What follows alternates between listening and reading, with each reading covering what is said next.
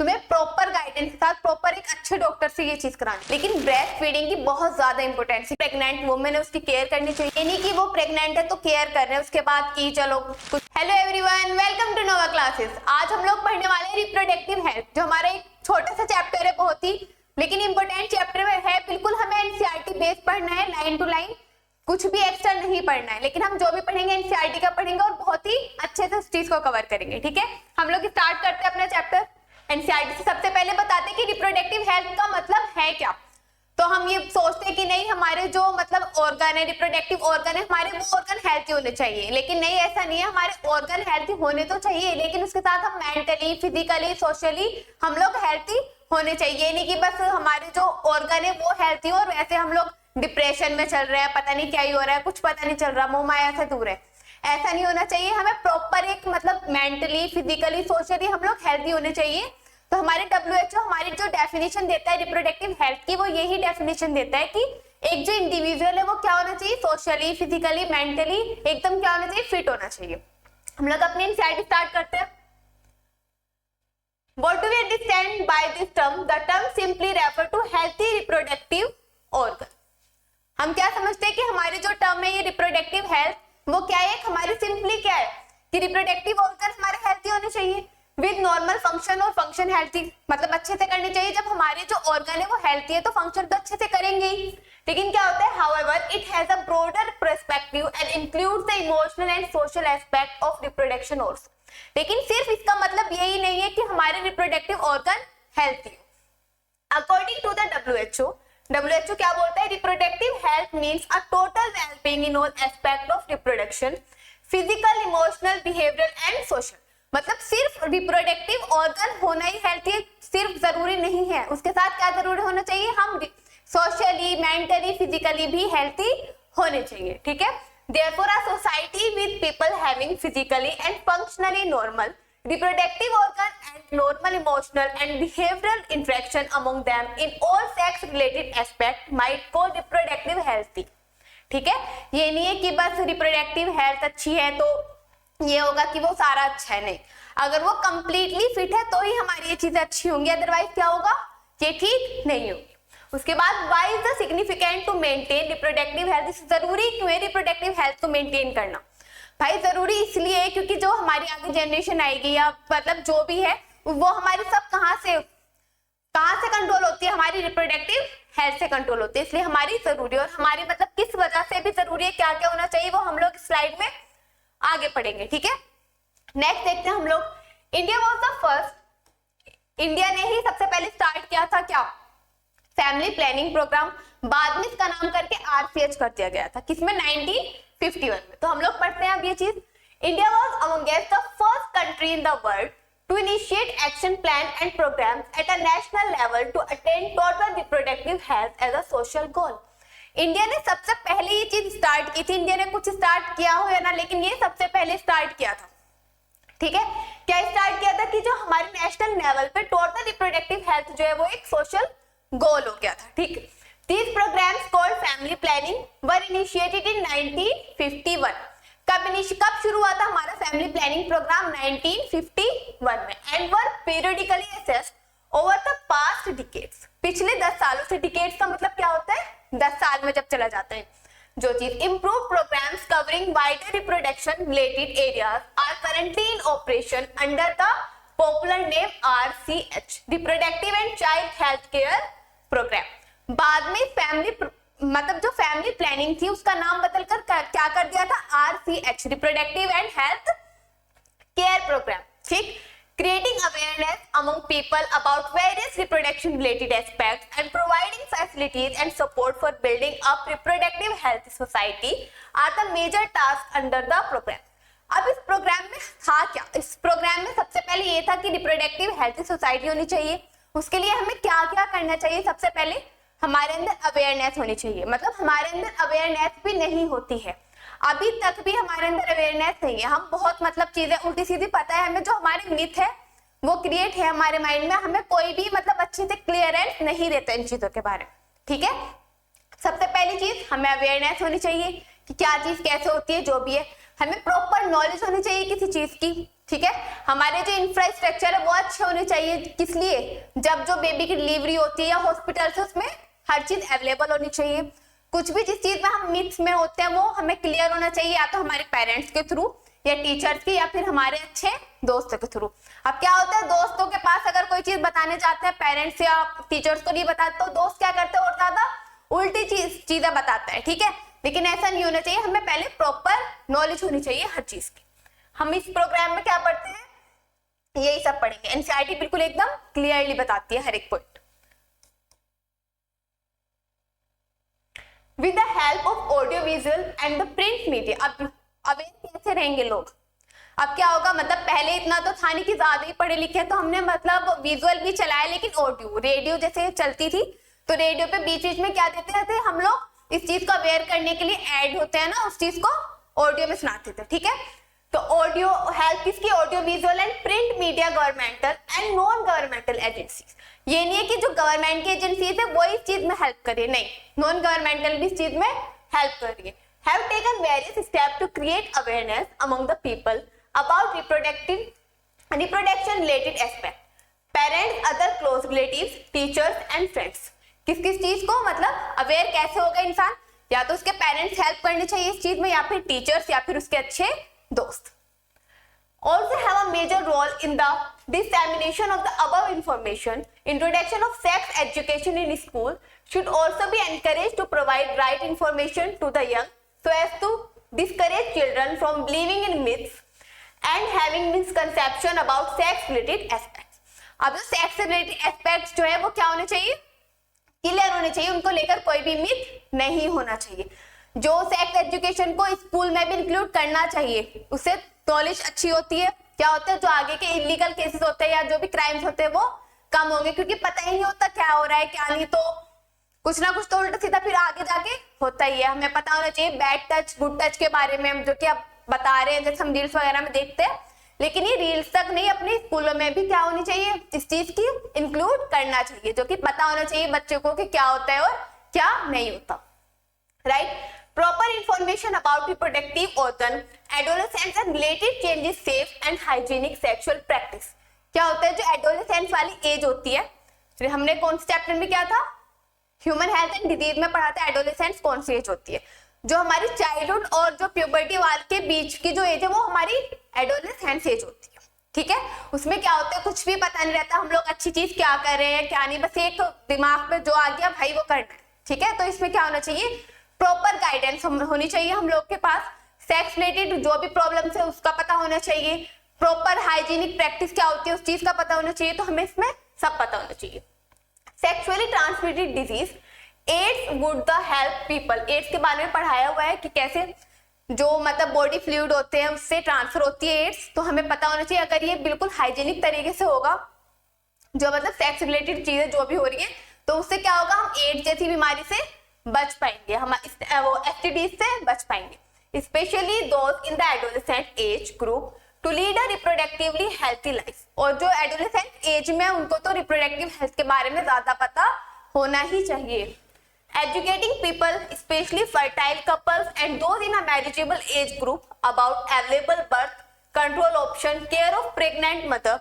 मतलब इसमें क्या क्या बताया हुआ है कि जो मतलब जो मैरिजेबल एज, जिनकी शादी होने वाली या जो मैरिज की एज पर है, प्रॉपर गाइडेंस किसको होनी चाहिए, उन लोगों को होनी चाहिए। उसके बाद जो मतलब कपल्स हैं उनको पता होना चाहिए, जो हम केयर करते हैं मदर की हमें केयर करनी चाहिए, जो प्रेग्नेंट वुमेन है उसकी केयर करनी चाहिए। अब ये नहीं कि वो प्रेग्नेंट है तो केयर कर रहे हैं उसके बाद की चलो कुछ भी हो, नहीं, उसके बाद भी उसकी जो पोस्टनेटल केयर होती है बेबी की और मदर की दोनों की करनी चाहिए। अच्छे इंफ्रास्ट्रक्चर होने चाहिए, एक्सपर्टीज डॉक्टर्स होने चाहिए जो कि डिलीवरी या इन चीजों को इजी बनाते हैं, ठीक है। Postnatal care of the mother and child, importance of breast feeding. Mostly क्या होता है, ब्रेस्ट फीडिंग की इंपोर्टेंस नहीं पता होती है, लेकिन ब्रेस्ट फीडिंग की बहुत ज्यादा इंपोर्टेंस है कि जो बच्चे को ये बोलते हैं डॉक्टर की ब्रेस्ट फीड कराना ही चाहिए। क्यों, क्योंकि जो फर्स्ट मिल्क होता है कोलेस्ट्रम, थोड़ा येलोइश गाढ़ा सा लिक्विड होता है। कोलेस्ट्रम जो फर्स्ट मिल्क होता है जो बेबी फीड करता है आफ्टर बर्थ, वो क्या होता है, बहुत ज्यादा इंपोर्टेंट होता है, डॉक्टर उसको सजेस्ट करता है। वो क्यों होता है, क्योंकि उसमें हमारी एंटीबॉडी होती है, हमने ह्यूमन हेल्थ वाले चैप्टर में पढ़ी थी, IgA एंटीबॉडी होती है जो मदर से डायरेक्ट बेबी को मिलती है और वो उसकी इम्यूनिटी को स्ट्रॉन्ग करती है। तो ब्रेस्ट फीडिंग की इंपॉर्टेंस पता होनी चाहिए, इक्वल अपॉर्चुनिटीज होनी चाहिए मेल एंड फीमेल चाइल्ड। अब ये नहीं भाई लड़का है तो उसको हर चीज दे रहे हो, मतलब उसको पढ़ा भी रहे हैं, उसको बाइक लाइफ फोन ये सब चीजें उसको दे रहे हैं और अच्छी मतलब एजुकेशन के साथ साथ सब कुछ उसी के साथ अच्छा हो रहा है। अब जो लड़की है उसके साथ कुछ नहीं हो रहा है कि ना उसको पढ़ाया जा रहा है, तो ऐसा नहीं करना है, हमें दोनों को इक्वल अपॉर्चुनिटीज देनी है।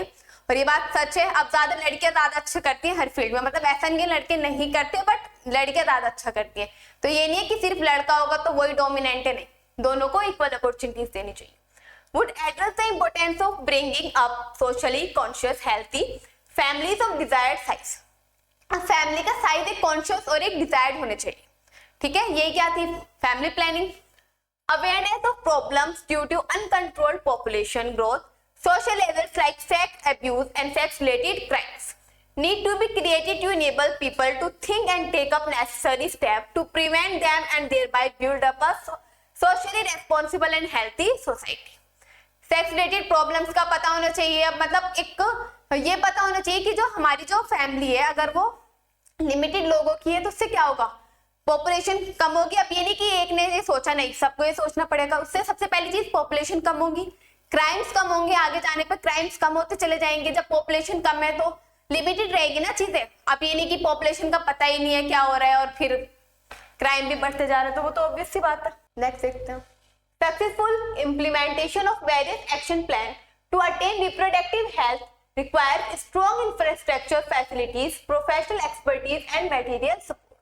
हमारे पास क्या होना चाहिए, अच्छी बिल्डिंग्स हैं तो उनमें अच्छे डॉक्टर्स भी होंगे, हमारे पास जो अवेलेबल सामान है वो बहुत अच्छी क्वालिटी का होना चाहिए, ये सारी चीजें पता भी है। These are essential to provide medical assistance and care of people in reproduction related problems like pregnancy, delivery, STD, abortion, contraception, menstrual problem, infertility। ठीक है, इन सारी चीजों को हमें पता होना चाहिए। अब क्या होता है, हम लोग बोल ही नहीं पाते कि चल क्या रहा है, अगर मतलब मेंसेस या मेंस्ट्रुएशन टाइम चल रहा है तो उसमें बोल ही नहीं पाते कि भाई क्या हो रहा है, ऐसे जैसे कोई गुनाह हो रहा है। नहीं, ये सारी चीजें नॉर्मल है तो इनका पता होना चाहिए। Implementation of better technique and new strategies from time to time are also required to provide more efficient care and assistance to people। Statutory ban of amniocentesis।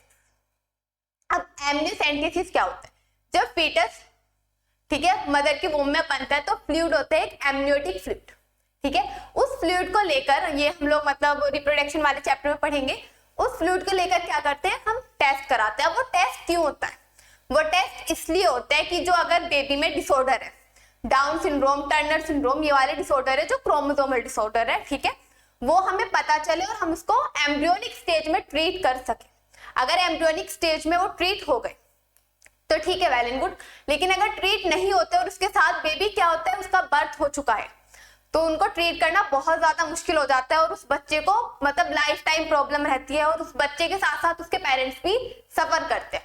देखिए, एमनियोसेंटेसिस एक ऐसी टेक्निक थी जिससे हम लोग इस चीज का पता कर सकते थे और इन चीजों को कम कर सकते थे, जो भी डिजीज हो रही थी, ठीक है। लेकिन हमने क्या किया, इस चीज को अच्छे तरीके से ना यूज करके बुरे तरीके से यूज किया। हम लोग मतलब पता कराने लगे कि बेबी का सेक्स क्या है, कि वो मेल है या फीमेल है, और अगर फीमेल होती तो फीमेल फिटिसाइड होता था, कि फीमेल को मार दिया जाता था, ठीक है। लेकिन ऐसा नहीं करना चाहिए, हमारी ये यूज के लिए थी, तो इसे अब गवर्नमेंट ने बैन भी कर दिया है इसी वजह से, क्योंकि फीमेल फिटिसाइड हो रहा था, ठीक है। Amniocentesis for sex determination to legally check increasing menace of female foeticide. इससे क्या हो रहा था, फीमेल फिटिसाइड को बढ़ावा मिल रहा था। Massive child immunisation are some programmes that mention in the connection in amniocentesis some of the amniotic fluid, अभी बताया, of the developing fetus is taken to analyze the fetal cell and dissolve substance। Amniotic fluid को लेकर क्या करते थे हम, examine करते थे।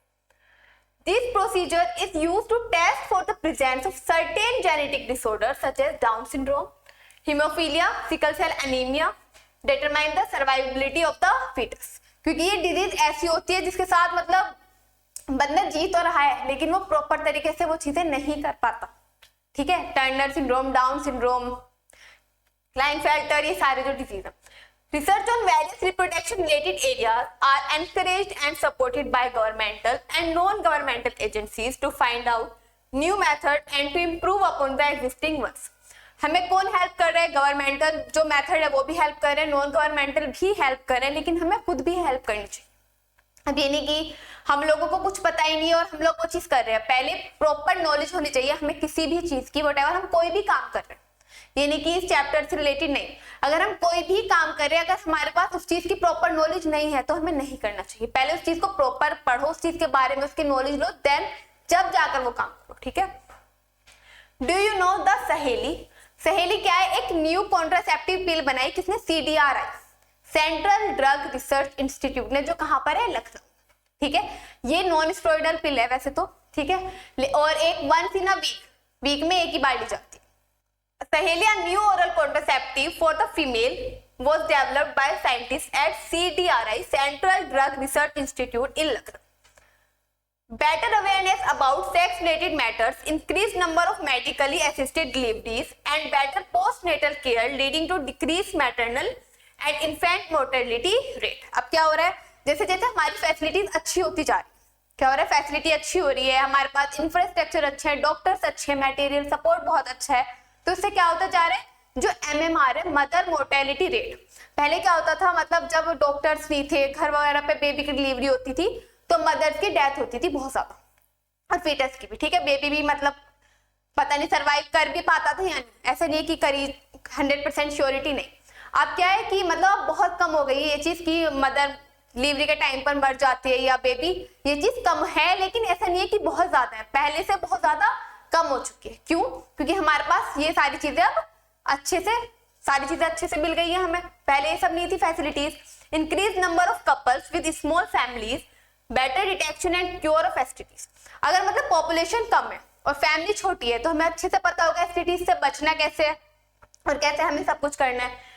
And overall increase medical facilities for all the sex related problems all indicate improved reproductive health of the society। और ये जो हमने सारी चीजें पढ़ी हैं कि हमारे पास मतलब ये सारी फैसिलिटीज हैं या हमें अवेयरनेस है इन चीजों की, इससे क्या हो रहा है? हमारी जो रिप्रोडक्टिव सोसाइटी है, हेल्थी सोसाइटी, वो अच्छे से और ज्यादा हेल्थी हो रही है, और हम लोगों को क्या हो रहा है?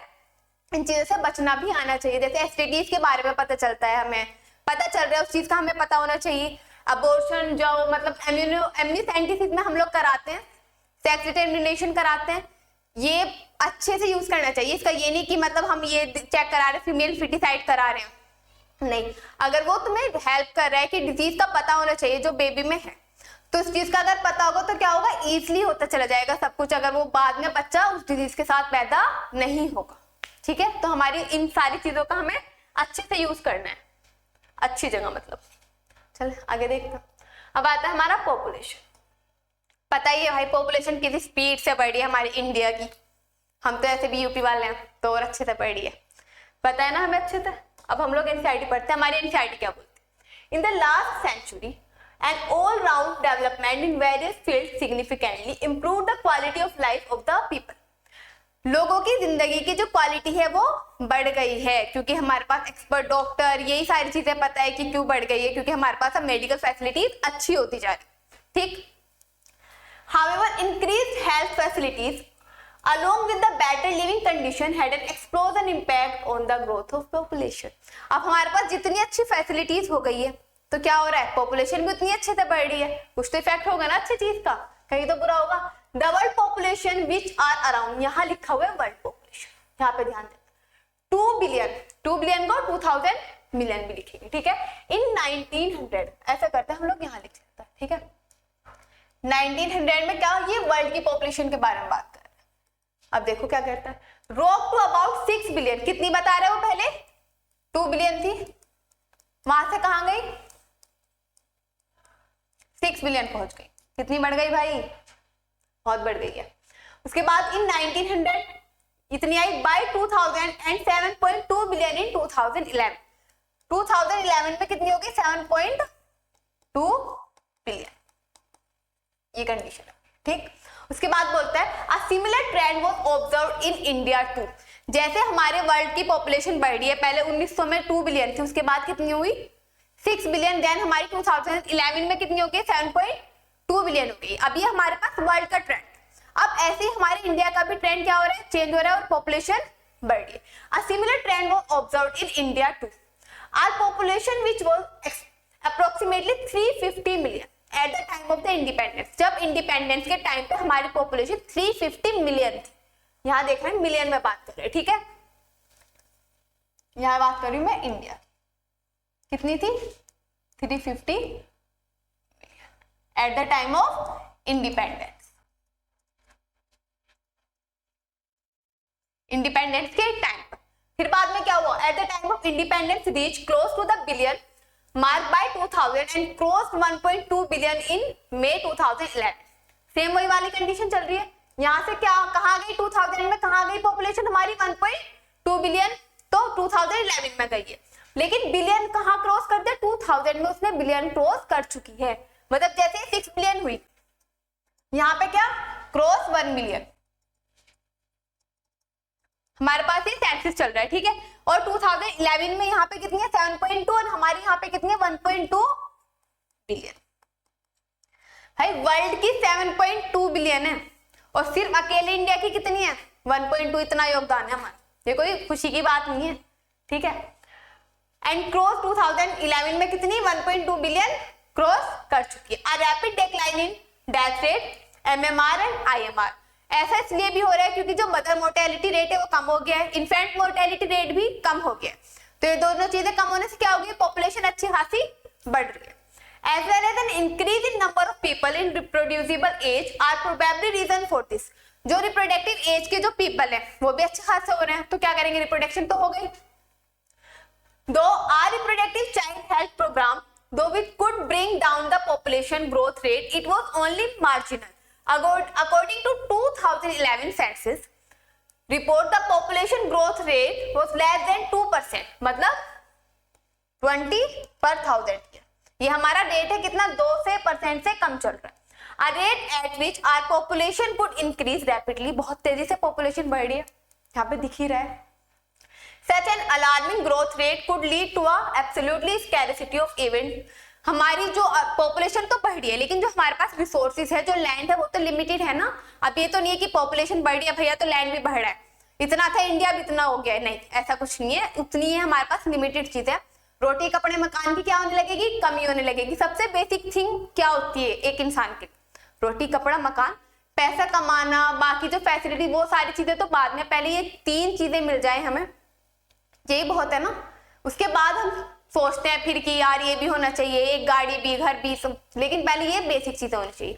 अब पॉपुलेशन इतनी बढ़ रही है तो क्या हो रही है, हमारे पास कमी आना शुरू हो जाएगी, जैसे कि कुछ जगहों पर आ भी रही है।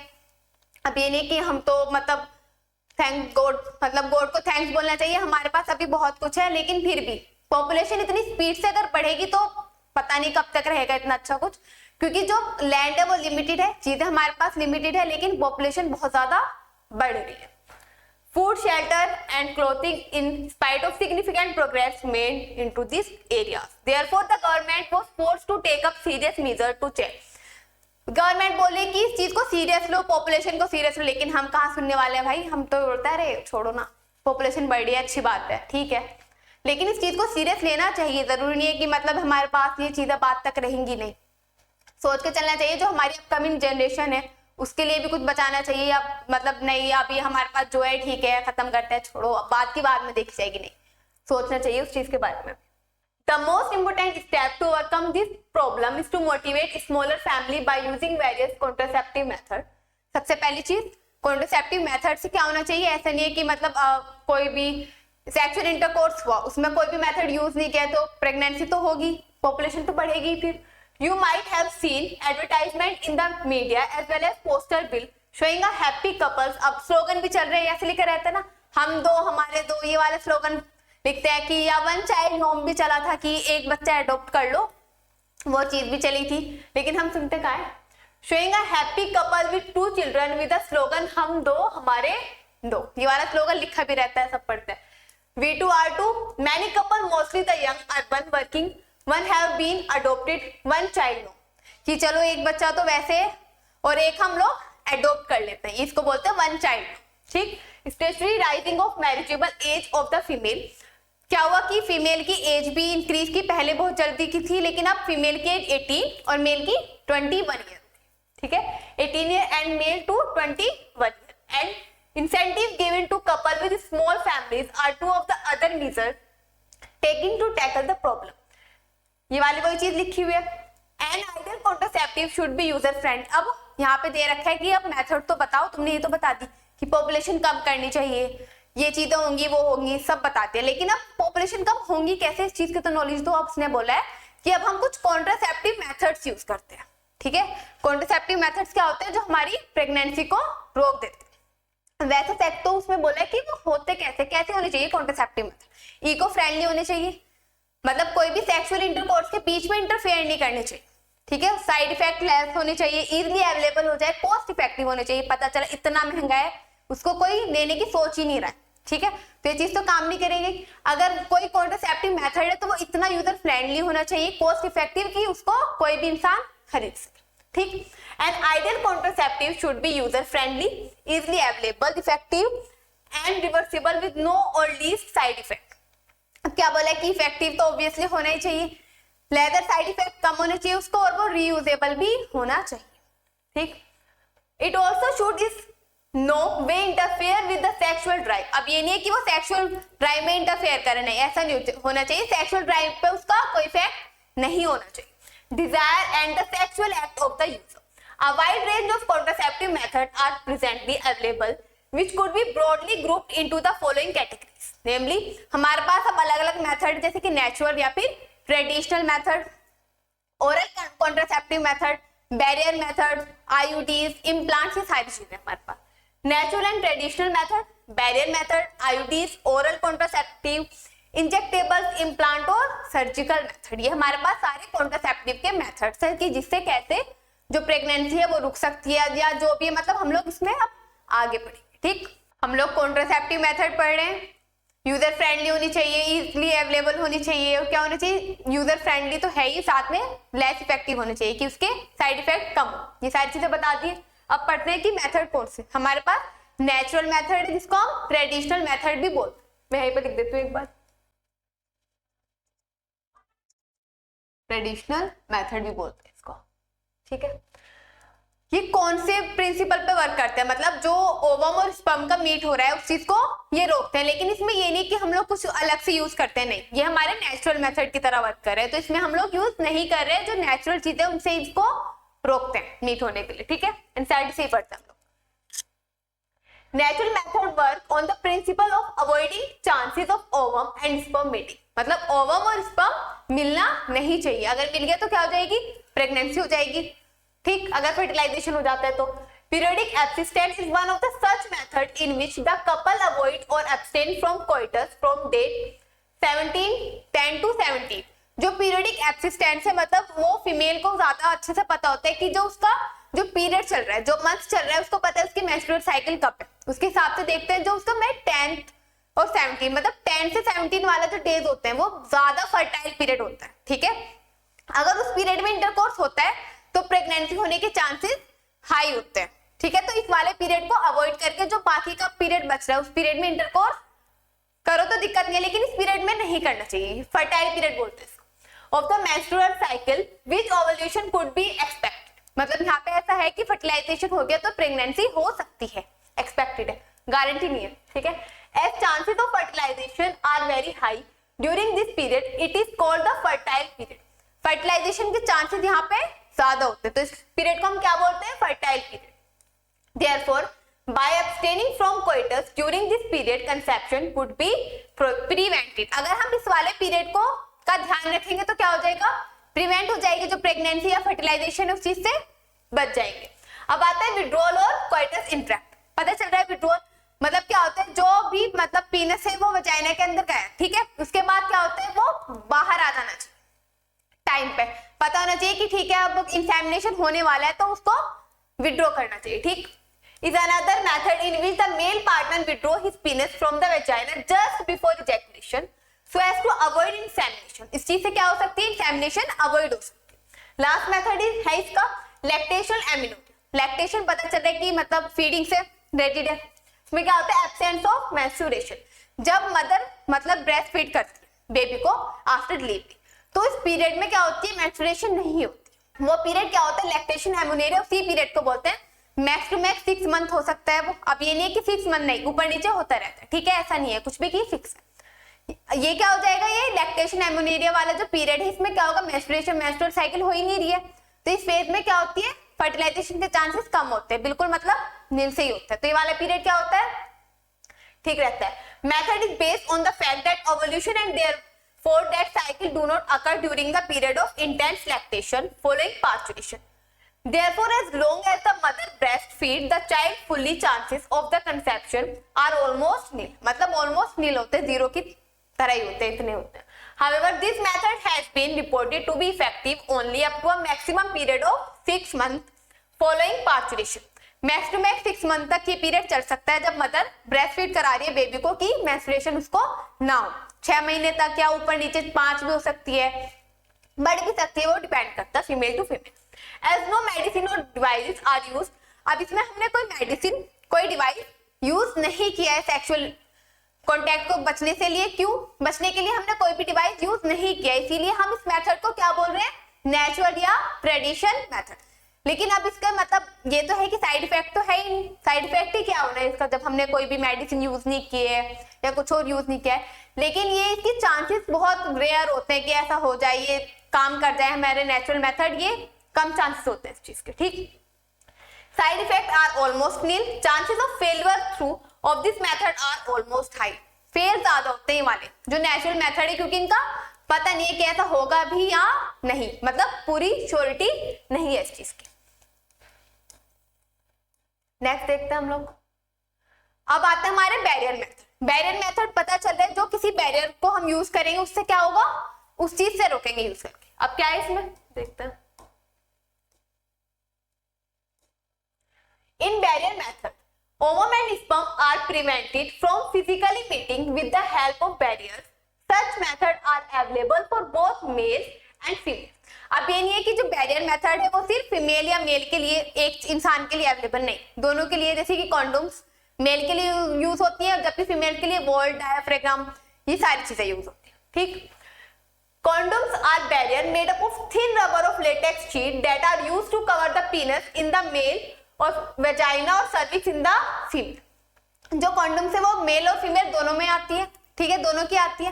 क्या होता है, मेल में क्या होता है जो पीनस को कवर करने के लिए आती है, फीमेल में वेजाइना या फिर सर्विक्स को कवर करती है। Just before coitus so that the ejaculated semen would not enter into the female reproductive tract. उससे क्या होता है, जो सीमन जा रहा है रिप्रोडक्टिव ट्रैक्ट में फीमेल की, वो नहीं जा पाता, वो कहाँ रुक जाता है, कॉन्डोम्स के अंदर ही। इसीलिए क्या यूज करते हैं, ये एक बैरियर मेथड है, ठीक है। This can prevent conception. अब निरोध is a popular brand of condom for the male. यहाँ पे एक ब्रांड का नाम दे दिया है स्पेसिफिकली कि निरोध, ठीक, ये याद रखना है। Use of condoms has increased in recent years due to its additional. जो कॉन्डोम्स का जो यूज है वो रिसेंट ईयर में काफी ज्यादा बढ़ गया है, क्यों, क्योंकि जो कॉन्डोम्स है वो सिर्फ सेक्सुअल इंटरकोर्स से ही नहीं बचा रहा है, वो एसटीडी से भी बचाता है, जो कि बहुत ज्यादा इंपॉर्टेंट यूज है इसका। एसटीडी से बचा रहा है तो एड्स, जो हमारे जेनाइटल हर्पीस, ये वाले इन्फेक्शन उससे बच जाएंगे, ठीक है। Additional benefit of protecting the user from contracting STDs and AIDS. Both the male and the female condoms are disposable, can be self-inserted and thereby give privacy to the user. अब ये नहीं है कि मतलब कॉन्डोम्स अगर use कर रहे हैं तो डॉक्टर के पास जा रहे हैं, नहीं, वो खुद से इंसर्ट कर सकता है इंसान, ठीक है, यूजर फ्रेंडली भी होती है वो चीजें। Diaphragm, cervical caps and bolts are also barrier made up of thin rubber that are inserted in the female reproductive tract to cover the cervix during coitus. ये 3 चीजें दी है उसने, क्या क्या, diaphragm, cervical cap and vaults, ये female के लिए use हो रही है, ठीक। They prevent conception by blocking the entry of sperm through the cervix. वही चीज सर्विक्स की एंट्री को, मतलब सर्विक्स में किस चीज की एंट्री बंद कर रहा है, सीमम या स्पर्म। They are reusable, दोबारा से रीयूज हो रही है, कौन सी वाली, फीमेल वाली, इसने मेल कंडोम को रीयूजेबल नहीं कहा है। Spermicidal creams, jellies and foams are usually used along with. अगर इन बैरियर्स के साथ हम लोग क्या क्या यूज करें, जेलीज, स्पर्मिसाइडल क्रीम, ये चीजें यूज करें तो वो उस चीज की जो इफेक्टिव पीरियड है उसका इफेक्टिवनेस को ज्यादा बढ़ा देता है। These barrier to increase their contraceptive efficiency को बढ़ाने का काम करता है, ठीक। ये कॉन्डोम्स की और ये फीमेल वाली की, मेल वाली की फोटो हमें एनसीईआरटी ने दिखा रखी है। क्वेश्चन आता है, ये वाली डायग्राम दे देगा और मैच द फॉलोइंग पूछ लेगा, यहाँ से जरूर क्वेश्चन आता है, बहुत ज्यादा इंपॉर्टेंट है वाला पार्ट नहीं चैप्टर ही। छोटा सा है ना। अब another effective and popular method is the use of IUDs, intrauterine device. These devices are inserted by doctors or expert nurse in the uterus through vagina. अब ये डिवाइस हम लोग खुद से इंसर्ट नहीं करते, कोशिश भी नहीं करनी चाहिए, या तो डॉक्टर्स के पास जाते हैं या जो एक्सपर्ट नर्स होती है वो इस चीज को इंसर्ट करती है। कहाँ पर? यूट्रस में। किसके थ्रू? वेजाइना के through. These intrauterine devices are presently available as the known, ये अलग अलग तरीके से अवेलेबल होते हैं, जैसे नॉन मेडिकेटेड लिपीज लूप, नाम बहुत ज्यादा इंपॉर्टेंट है याद करने, non medicated Lippes loop, copper releasing में कॉपर से याद रख लेंगे, कॉपर टी, कॉपर सेमिन और multiload 375। Copper T, copper seven तो याद रह जाता है क्योंकि वो कॉपर के बेस पे आ रहे हैं, लेकिन जो मल्टीलोड 375 है ये वाली चीज भूलते हैं, इस चीज को अच्छे से याद रखना। And the hormone releasing IUDs, progesterone or LNG-20. IUDs increase phagocytosis of sperm within the uterus and the copperine, मतलब कॉपर क्या करता है? कॉपराइन सप्रेस कर देता है स्पर्म की मोटिलिटी को, मतलब स्पर्म जा रहा था अच्छे से वेजाइना में, लेकिन अगर तो हमने ये वाली आईयूडी लगा दी तो कॉपर रिलीज हुआ और कॉपर क्या हो गया? उसकी टेल को पकड़ लिया कॉपर ने, उसकी जो मोटिलिटी थी उसको क्या कर दिया? सप्रेस कर दिया। ठीक है, उसके बाद यहाँ पे फैगोसाइटोसिस बढ़ा देते हैं, पढ़ लिया, सप्रेस कर दी इसने मोटिलिटी को एंड फर्टिलाइजिंग कैपेसिटी को sperm. The hormone releasing IUDs in addition make the uterus unsuitable for implantation. अब जो हार्मोन वाली आईयूडीज है वो क्या करती है? यूट्रस को इम्प्लांटेशन के लिए सुटेबल नहीं बनाती। इम्प्लांटेशन हो रहा था, मतलब सारी कंडीशन ठीक थी तभी इम्प्लांटेशन हुआ ना।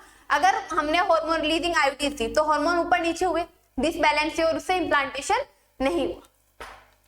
And the cervix hostile to the, cervix को हॉस्टाइल बना देगी कि वो मतलब उसकी एंट्री तो मिल गई लेकिन उसके लिए इन्वायरमेंट अच्छा नहीं है या जो भी है, ये वाली कंडीशन आ जाती है। IUDs are ideal contraceptive for the female who want to delay pregnancy or space children. It is one of the most widely accepted method in India. India में सबसे ज्यादा क्या चीज यूज हो रही है? आईयूडीज यूज होती है। ठीक है, ये कॉपर टी का डायग्राम दिया हुआ है, टी जैसा ना, ऐसे ये वाली चीज यूट्रस में, जैसे कि ये यूट्रस है, ठीक, यहाँ पे ये वाली चीज जाके इंसर्ट कर दी जाती है। अब ये इस चीज से क्या मतलब, जो बेबी थे, ठीक है, उसमें स्पेस हो सकता है, जैसे हम लोग 2 साल का 3 साल का जितने का भी स्पेस कराना है वो डॉक्टर को बताना पड़ता है, जब डॉक्टर या कोई भी नर्स एक्सपर्ट इसको इंसर्ट करती है, उससे ट्राई नहीं होती ये वाली चीजें। ठीक है, करने अभी मत। अब हमने क्या पढ़ लिया? आईयूडीज पढ़ लिए, बैरियर मेथड, नेचुरल। अब हम आते हैं अपनी ओरल वाले। Oral administration of small doses of either, या तो हम प्रोजेस्टेरोन ले सकते हैं या फिर प्रोजेस्टेरोन एस्ट्रोजन का कॉम्बिनेशन। हमारी जो मेंस्ट्रुअल साइकिल या जो प्रेगनेंसी वाला पीरियड होता है वो मोस्टली डिपेंड होता है hormone.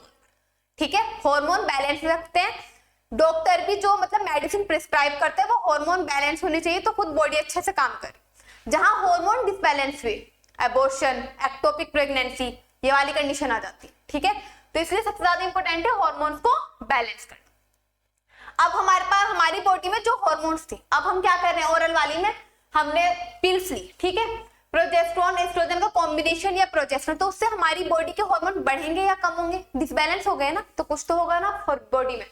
Combination is another contraceptive method used by the female. They are used in the form of tablet and hence are popularly called pills. Oral वाली हम पिल्स के फॉर्म में लेते हैं। ठीक है, pills have to be taken daily for a period of 21 days. 21 दिनों तक डेली लेनी है, starting preferably within the first 5 days of menstrual cycle after a gap of 7 days during which menstruation occur has to be repeated in the same pattern till the female desire to prevent conception.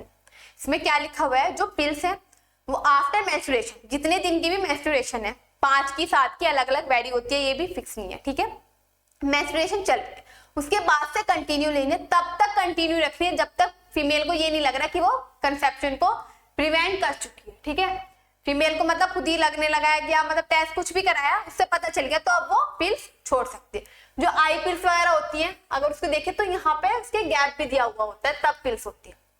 ठीक है, दे inhibit ovulation, ये वाली चीज याद रखती है। अब तक हमने ओवुलेशन के बारे में बात नहीं की थी, सर्विस हॉस्टाइल हो रहा था या फिर सप्रेस हो रही थी मोर्टेलिटी, यहाँ पे प्रिवेंट कर रही है किस चीज को, ओवुलेशन को, ओवुलेशन नहीं होने दे रही है। And implantation as well as alter the quality of cervical mucus to prevent retard entry of sperm, उस चीज की क्वालिटी को मतलब बिगाड़ देगी, या जैसे भी कि वहां पे जो चीज होनी चाहिए थी वो हो ही नहीं रही है।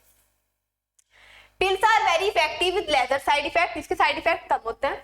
Are well accepted by the females, अब ये नहीं कि इफेक्ट कम है तो कभी भी नहीं, मोस्टली मतलब कुछ ऐसा केस आ गया नहीं होना चाहिए था तब भी ठीक है, लेकिन ऐसा नहीं है कि इसको यूज ही किए जा रहे हैं तो बॉडी बहुत ज्यादा डिस्बैलेंस हो जाती है और वो चीज पता नहीं चलती है, पहले बाद में पता चलती है। सहेली अभी बताया था, CDRI Lucknow. The new oral contraceptive for the females contain a non steroidal pill, इसमें स्टेरॉइड नहीं होता, ये एक नॉन स्टेरॉइडल पिल है, वंस इन अ वीक पिल है, एक वीक में सिर्फ एक ही बार ली जाती है। It is a once a week pill with very few side effect and high contraceptive value, मतलब जो ये प्रिवेंट करेगी उससे सेक्सुअल इंटरकोर्स, वो तो अच्छी चीज है, वो हाई है, और इसकी क्या है साइड इफेक्ट भी कम हो रही है। ये एक नॉन स्टेरॉइडल पिल है जो कि पूरे हफ्ते में एक ही बार ली जाती है। अब progesterone alone or in a combination with estrogen can also be used by female as injection or implants. अब क्या होता है, एक मेथड होता है जो यहाँ पे दिखाया हुआ इम्प्लांट्स, ये स्किन के नीचे इंसर्ट कर दिया जाता है, तो मतलब गैप लगाया जाता है, पता चला कि 2-3 साल का गैप जैसे भी है उसके हिसाब से ये इंसर्ट किया जाता है under the skin. Their mode of action is similar to that of pill and, इसका एक्शन तो पिल्स जैसा ही है लेकिन इसका इफेक्टिव पीरियड काफी बड़ा लॉन्ग होता है। पिल्स तो ठीक है, इफेक्टिव पीरियड इसका ठीक ठाक है, लेकिन इसका इफेक्टिव पीरियड ज्यादा होता है, बहुत ज्यादा इससे, ठीक है, effect almost same, much longer. Administration of progesterone और प्रोजेस्टेरोन एस्ट्रोजन कॉम्बिनेशन और IUDs within 72 hours of coitus have been found to be very effective as emergency contraceptive, as they could be used to avoid possible pregnancy due to rape or casual unprotected intercourse। 72 our में तो ये effect कर दिया, effective हो गई, ठीक है, उसके बाद नहीं होती है। क्यों? जैसे ये वाली हम इमरजेंसी में ज्यादा यूज करते हैं, जैसे अनसेक्सुअल इंटरकोर्स हो गया, ठीक, उस चीज में, या फिर रेप केस हो गया कोई और वो प्रेग्नेंट हो गई, तो उस चीज में ये वाली 72 आवर के बीच में हम यूज कर सकते हैं, लेकिन उसके बाद इसका इफेक्ट नहीं होगा। तो रेप केस या फिर अनसेक्सुअल इंटरकोर्स में ये चीज यूज होती है। ये है इम्प्लांट्स का फोटो। ये जो डायग्राम दे रखे हैं एनसीईआरटी में छोटे छोटे, इन चीजों को बहुत ज्यादा अच्छे से देखना है क्योंकि इस पे क्वेश्चन जरूर आना ही आना है। क्वेश्चन मैथ्स में ज्यादा पूछता है वो, नीट वगैरह में तो, और बोर्ड के लिए भी ये इंपॉर्टेंट है, ठीक। अब आता है हमारा सर्जिकल मेथड, मतलब आर पार वाले मेथड। अभी जो चल रहे थे उनमें क्या था, ठीक है, जो चीज यूज कर रहे थे उसके बाद सब कुछ ठीक था, लेकिन अगर इसमें एक बार यूज कर लिया, भाई ये वाले मेथड बहुत सोच समझ के होते हैं, ठीक है, फिर नहीं कुछ हो सकता, ठीक। पढ़ते हैं पहले। Surgical method also called sterilization are generally advised for the male and female partner as a terminal method, मतलब आर पार वाले मेथड है, ठीक। Prevent any more pregnancy, surgical intervention block gametes transport and thereby prevent conception, मतलब gamete के transfer होने को भी ये रोक देते हैं। Sterilization procedure in the male is called vasectomy, वैसा जो मतलब अभी रिप्रोडक्शन वाले चैप्टर में पढ़ेंगे हम लोग, वहां से फ्रेंडशिप आज डिफरेंस मेल में होती है तो उससे हम वैसेक्टोमी याद रखते हैं, ट्यूबेक्टोमी हम लोग फीमेल में याद रखते हैं, फीमेल में होते हैं tubectomy. Sterilization procedure in the male is called vasectomy and that in the female tubectomy. इन वैसेक्टोमी में क्या होता है, जो स्मॉल पार्ट जो है ट्यूब का वो कहाँ टाई कर दिया जाता है, स्क्रोटम पे, या फिर स्क्रोटम पे ही टाई करते हैं, और जो फीमेल में होता है उसमें ये प्रोसेस अलग होता है, लेकिन बहुत ध्यान से होते हैं ये वाले process. In vasectomy a small part of the vas deferens is removed or tied up through a small incision on the scrotum, scrotum पे टाई कर दिया जाता है। Whereas in tubectomy a small part of fallopian tube is removed, fallopian tube को cut करके remove किया और tie कहाँ बांधे, small incision in the abdomen और थ्रू वजाइना, एब्डोमेन पे बांध दिया जाता है वजाइना के through. These techniques are highly effective but their reversibility is very poor। अब ये नहीं है कि मतलब चलो बेबी नहीं चाहिए, ये नहीं चाहिए तो हम लोग ये वाले मेथड करा लेते हैं, ठीक है, लेकिन बाद में मन हुआ कि बेबी होना चाहिए था, ये वो, तो ये इसकी रिवर्सिबिलिटी नहीं होती, बहुत ज्यादा पुअर है। तो बहुत सोच समझ के वाले मेथड यूज होता है ये वाला, ठीक है। अब इसको बहुत ज्यादा एक्सपर्ट डॉक्टर से कराना चाहिए। कभी कभी ऐसा होता है जब हम कट कर रहे हैं एब्डोमेन से, ठीक है, तो जो हमारी फैलोपियन ट्यूब थी वो हम पहले पकड़ लेते हैं, तब कट होती है, पता चला कट कर दी, पकड़ी नहीं, वो पता नहीं कहाँ चली गई, उसको ढूंढ रहे हैं, है ना। तो वाली चीजें ध्यान रखनी। It needs to be emphasized that the selection of a suitable contraceptive method and its use should always be undertaken in consultation with qualified medical professional. बहुत अच्छा प्रोफेशनल होना चाहिए, उससे ये कराना चाहिए। ये नहीं किसी को भी कि नर्स वगैरह या कोई भी ऐसे डॉक्टर को पकड़ा और करा दिया, नहीं। One must also remember that contraceptives are not regular requirements for the maintenance of reproductive health.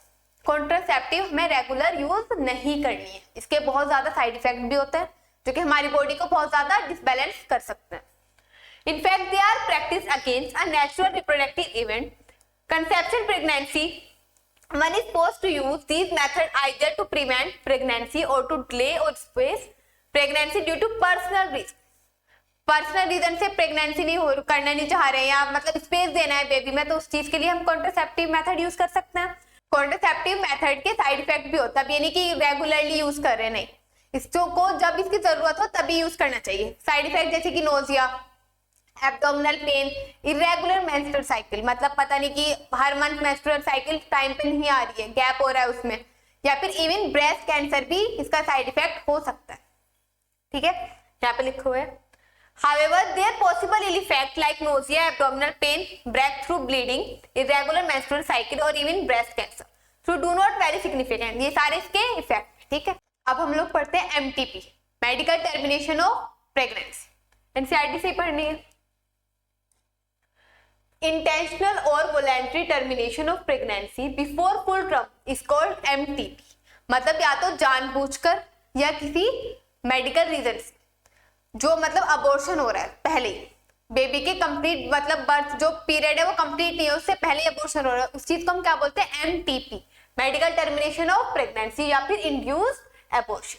Nearly 45 to 50 million MTP are performed in a year all over the world. हमारे जो वर्ल्ड में 45 to 50 million MTP होती हैं per year, जो कि कितना है 1/5 of the total number of conceived pregnancy in a year. हमारे जो 1/5 कंसीव प्रेगनेंसी उसका 45 to 50 मिलियन क्या हो रहा है, MTP हो रही है।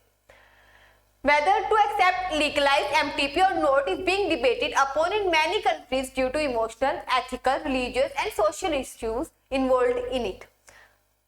ये एक मतलब विषय बन गया था इस पे कि ये इलीगल है या मतलब नॉन इलीगल है, क्योंकि इससे लोगों की एथिक्स जुड़े होते हैं, इसलिए। Government of India legalize MTP in 1971।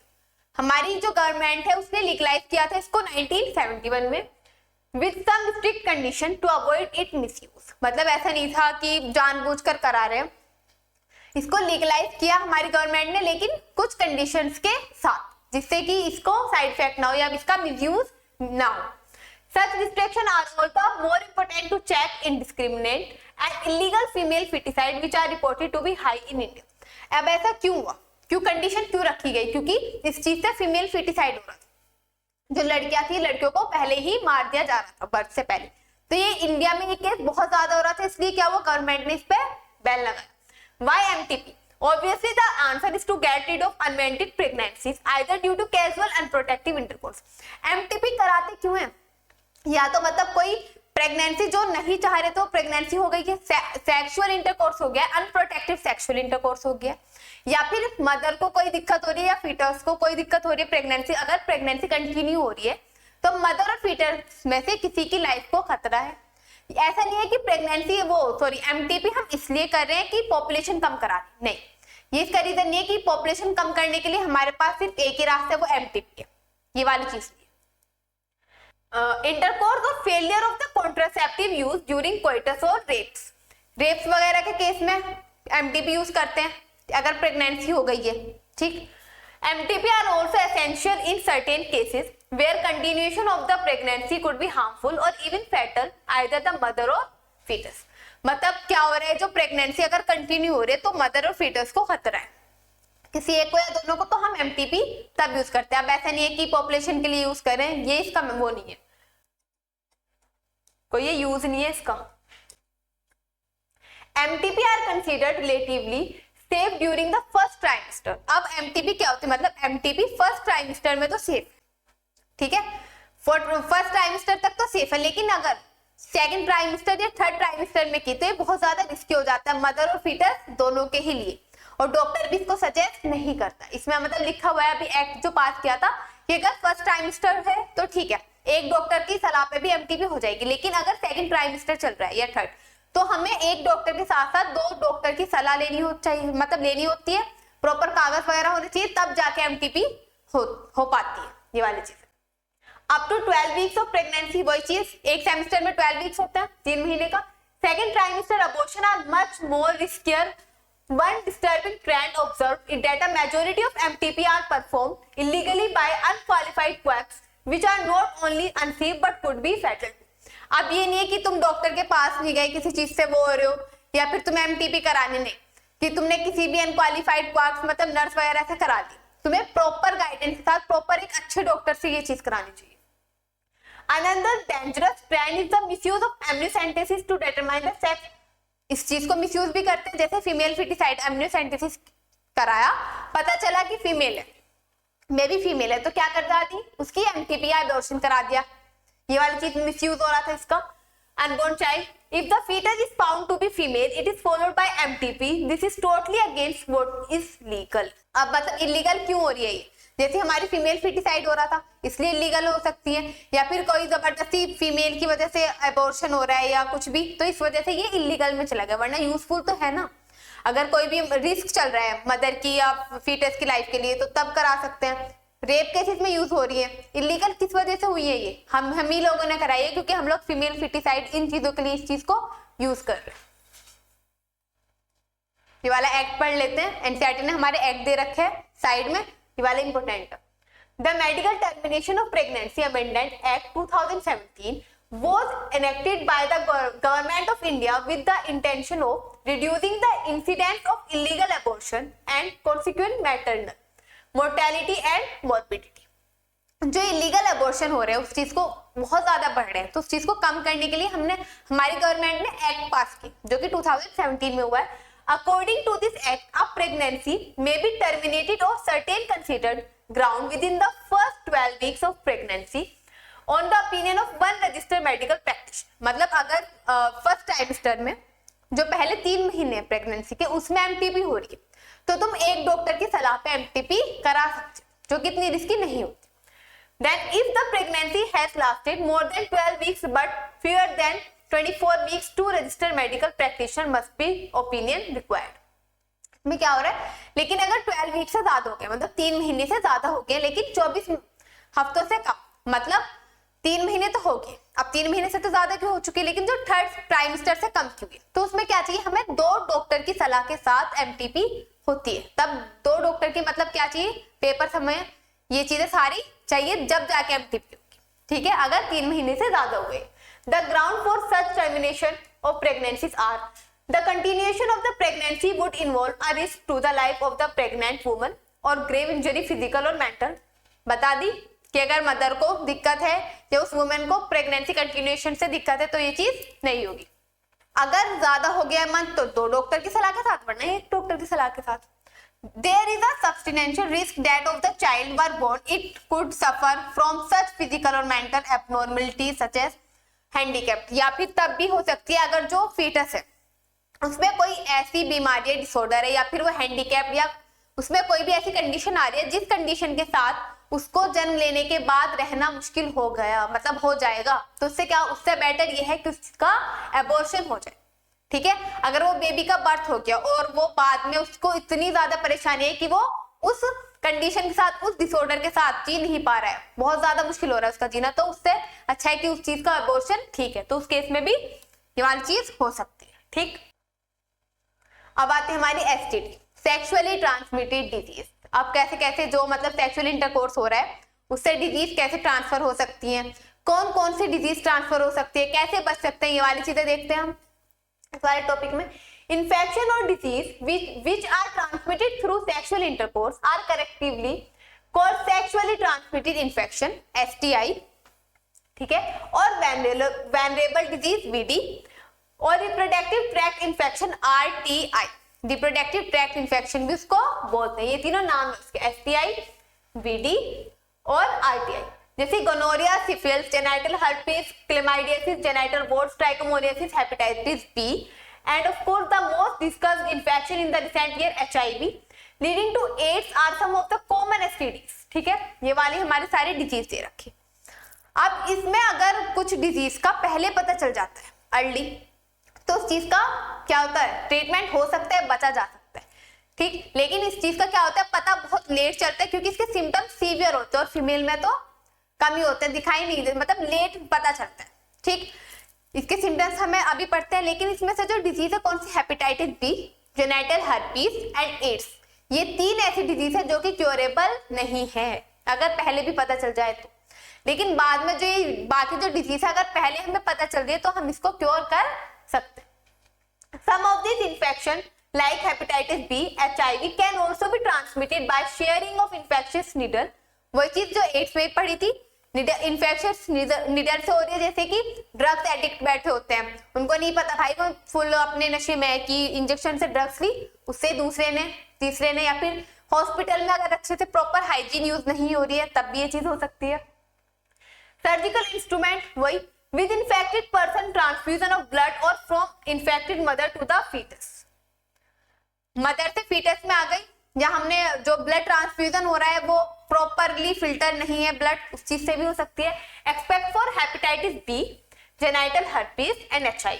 अभी बताइए, other disease are completely curable if detected early and treated properly.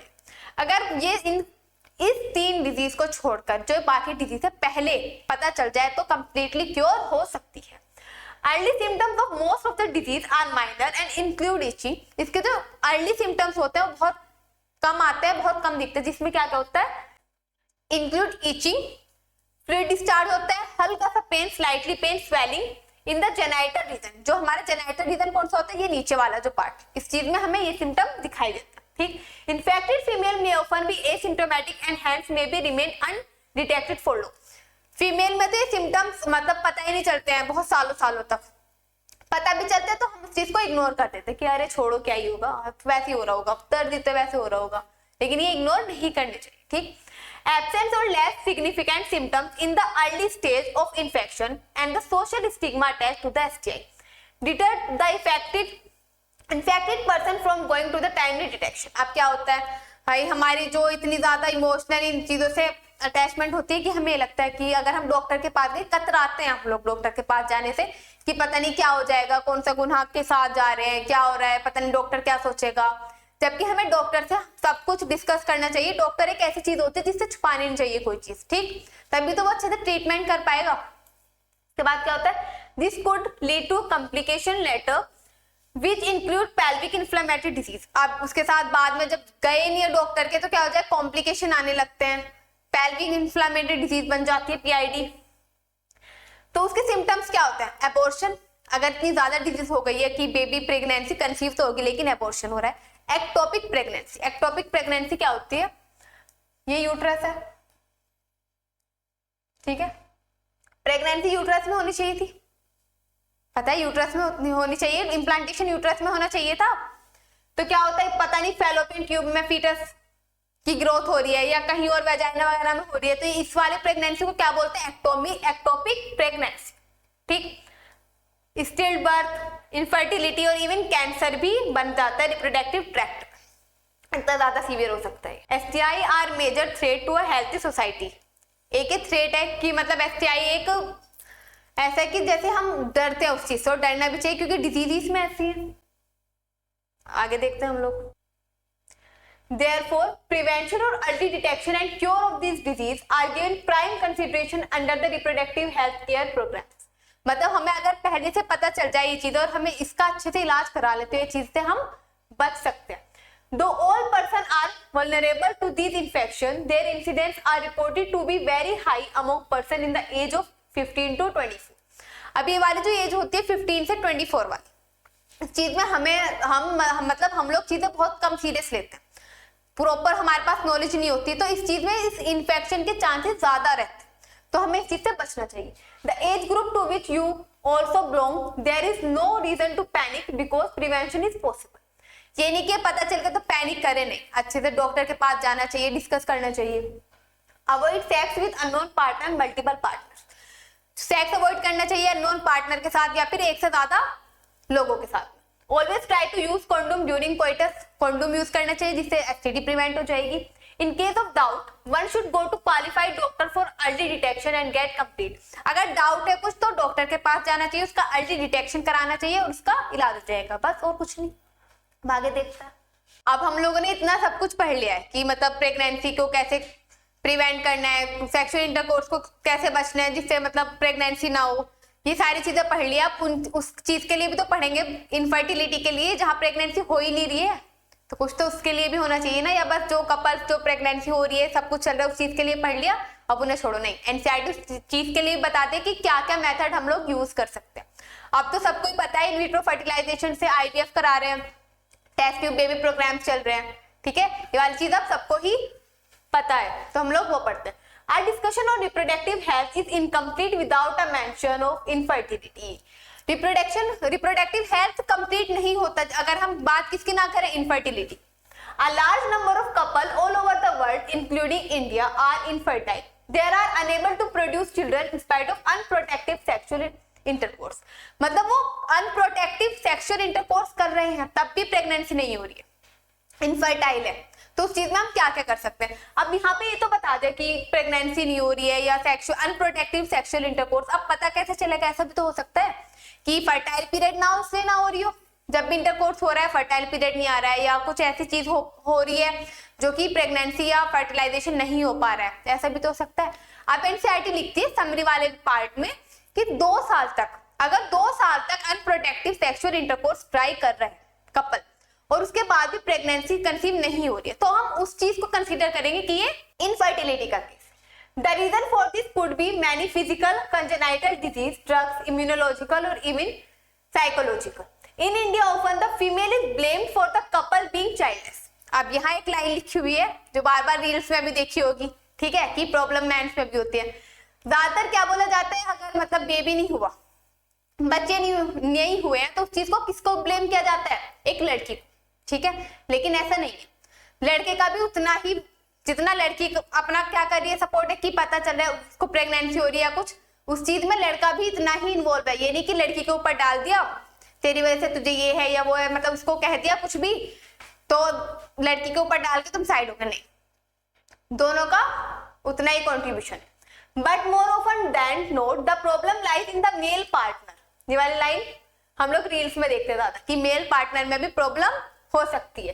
Specialised health care unit, infertility clinics could help in diagnose and corrective treatment of some of these disorder and enable these couple of have children. अब IVF हमारा help कर रहा है, जो detection होता है उसके बाद वो सॉल्यूशन भी बताते हैं कि क्या करना चाहिए हम लोग को। Where such correction are not possible, the couples could be assisted to have child through certain special techniques, could have ART, क्या बोलते हैं इसको, असिस्टेड रिप्रोडक्टिव टेक्नोलॉजीज, आर्ट, ठीक है, एक कला है भाई, ये भी वो वाला आर्ट नहीं बोल रही मैं कि ड्राइंग बनानी है, नहीं, इसकी फुल फॉर्म बता रखी है अच्छे से, असिस्टेड रिप्रोडक्टिव टेक्नोलॉजीज, ठीक। इन विट्रो फर्टिलाइजेशन, अब इन विट्रो पता चल रहा है, इन विवो क्या होता है जो बॉडी के अंदर हो रहा है, इन विट्रो जो बाहर हो रहा है। अब इन विट्रो फर्टिलाइजेशन में एम्ब्रियो ट्रांसफर भी बोलते हैं। IVF हो रहा है, IVF fertilization outside the body is almost similar condition as that in the body. अब IVF क्या होता है, जो फर्टिलाइजेशन हो रहा है वो बॉडी के बाहर हो रहा है, लेकिन कंडीशन सारी वो ही दी जा रही है जो बॉडी के अंदर सुटेबल होती है, ठीक। In this method popularly known as test tube baby भी इसको बोला जाता है। ओवा फ्रॉम द वाइफ, अब टेस्ट ट्यूब बेबी में क्या होता है, मतलब ओवा लेते हैं हम लोग, आगे हम पढ़ते हैं क्या होता है। Ova from the wife donor female and sperm from the husband donor male are collected and are induced to form zygote under stimulated condition in the laboratory. सबसे पहले क्या होना चाहिए फर्टिलाइजेशन के लिए, गैमीट होनी चाहिए, गैमीट ओवा फीमेल का, और मेल के क्या होने चाहिए, स्पर्म्स होने चाहिए। अब क्या होता है, अगर कोई फीमेल ओवम नहीं बना पा रही, ओवा नहीं बना पा रही है तो हम किसी डोनर से लेते हैं, ठीक, या फिर जो मेल है वो क्या करे, स्पर्म नहीं बना पा रहा है तो किसी डोनर से लेंगे, उनको क्या कराएंगे, फर्टिलाइजेशन कराएंगे बाहर, बॉडी के बाहर, और उसको सुटेबल कंडीशन में बॉडी के अंदर डाल दिया जाएगा, ठीक। The zygote or early embryo within the up to 8 blastomeres could have transfer into the fallopian tube, इसको बोलते हैं जिफ्ट। जाइगोट इंट्राफैलोपियन ट्रांसफर, अब जाइगोट कैसे हो, मतलब फर्टिलाइजेशन हो गया। अब अगर वो जो जाइगोट है 8 ब्लास्टोम ईयर के आसपास का है, ठीक, और उसको हमने बॉडी के अंदर डाल दिया तो उसको क्या बोलते हैं, ZIFT. Zygote intrafallopian transfer and embryo with more than 8 blastomeres, पता है मोरुला वाली स्टेज, उसके बाद ब्लास्टोसिस्ट वाली, अगर उससे ज्यादा है तो कहाँ आएगी, वो यूट्रस में जाएगी, तो उसको बोलते हैं आईयूटी, इंट्रा यूट्राइन ट्रांसफर। यहाँ पे लिखा हुआ है embryo with more than 8 blastomeres into the uterus, तो क्या बोलते हैं, इंट्रा यूट्राइन ट्रांसफर। पहले हम जाइगोट को कर रहे थे, ठीक है, फैलोपियन ट्यूब में, अब क्या कर रहे हैं, अब हम एम्ब्रियो को ट्रांसफर करा रहे हैं, तो वो कहाँ जाएगा, uterus. To complete its further development, embryo formed by in vivo fertilization, fusion of gamete within the female also could be used for such transfer to assisted through female who cannot conceive। क्या करेंगे, जो conceive नहीं करी उसमें gamete, आगे हम पढ़ते हैं फिर gift, gamete intra fallopian transfer. अब जो फीमेल ओवा ही नहीं बना पा रही है तो फर्टिलाइजेशन कैसे होगा, तो हम उसमें गैमेट का ट्रांसफर कराते हैं। गैमेट के ट्रांसफर से क्या होता है, फर्टिलाइजेशन तो बॉडी के अंदर ही होगा, बाकी सब कंडीशन है, सिर्फ ओवा नहीं था फीमेल के पास, तो ओवा हमने ट्रांसफर करा दे, तो उस फीमेल को हमने गिफ्ट दे दिया ना, तो इस चीज से याद कर सकते हैं gift, gamete intra fallopian transfer. हम लोग आगे पढ़ेंगे। Transfer of an ovum collected from a donor into the fallopian tube, उसको बोलते हैं gift, gamete intra fallopian transfer of another female who cannot produce one but can provide suitable environment for fertilization and further development in another method attempt। अभी बता दिया ये वाली चीज कि जो फीमेल ओवम नहीं बना सकती उसको सबसे पहले ओवा देंगे, गैमेट मतलब गैमेट ट्रांसफर करेंगे। अब आता है intracytoplasmic sperm injection, ICSI। It's another specialized procedure to form an embryo in the laboratory in which a sperm is directly, पता चल रहा है इंट्रासाइटोप्लाज्मिक स्पर्म इंजेक्शन, हम स्पर्म को डायरेक्टली इंजेक्ट करा रहे हैं उस ओवा के, ठीक है, directly injected into the ovum. Infertility cases either due to inability of the male partner to inseminate the female or due to the very low sperm count in the ejaculate could be corrected by AI, artificial insemination, वो वाली AI नहीं, मतलब क्या होता है कि कोई male partner inject नहीं कर पा रहा है या उसका स्पर्म काउंट काफी लो है, तो उसमें हम आर्टिफिशियली इंजेक्ट कराते, इंसेमिनेट कराते, ठीक। In this technique the semen collected either from the husband और हेल्थी डोनर, या तो डोनर से लेंगे हस्बैंड का, introduce either into the vagina और इनटू द यूट्रस, अगर वेजाइना में करा रहे हैं वो अलग, अगर यूट्रस में करा रहे हैं उसको बोलते हैं IUI, intrauterine insemination to the female. Though options are many, all these techniques require extremely high precision, handling by specialized professional and expensive instrumentation। इसमें बहुत स्पेशल प्रोफेशनल होने चाहिए, ठीक है, और ये बहुत ज्यादा महंगा भी है अभी तो इंडिया में, और मतलब ऐसा नहीं है कि हर जगह अवेलेबल है, काफी कम है, और लेकिन ये एक्सपेंसिव ज्यादा होता है। Therefore, these facilities are presently available only in the very few centers in the country, बहुत कम जगहों पे अवेलेबल है। Obviously, their benefit is affordable to only a limited number of people, तो इसलिए इसके अगर ये कम जगह अवेलेबल है, एक्सपेंसिव भी है, तो अभी इतने लोगों के पास इसके बेनिफिट नहीं जा पा रहे जितने लोगों के पास जाने चाहिए। Emotional, religious and social factor are also determinant in the adoption of their method। अब ये वाले मेथड करा लिए तो क्या होता है, लोगों की दिमाग अलग चलता है कि यार ये तो हमारा बच्चा नहीं है, ये तो ऐसा नहीं है, ये तो ऐसा नहीं है, डोनर, किसी डोनर का ओवम है, किसी डोनर का स्पर्म है, तो ये मेरा बच्चा कैसे हुआ, ये वाली चीजें हमारे माइंड में चलती हैं, तो इससे हमारी जो सोशल जो इमोशंस है वो भी इस मेथड से जुड़े रहते हैं।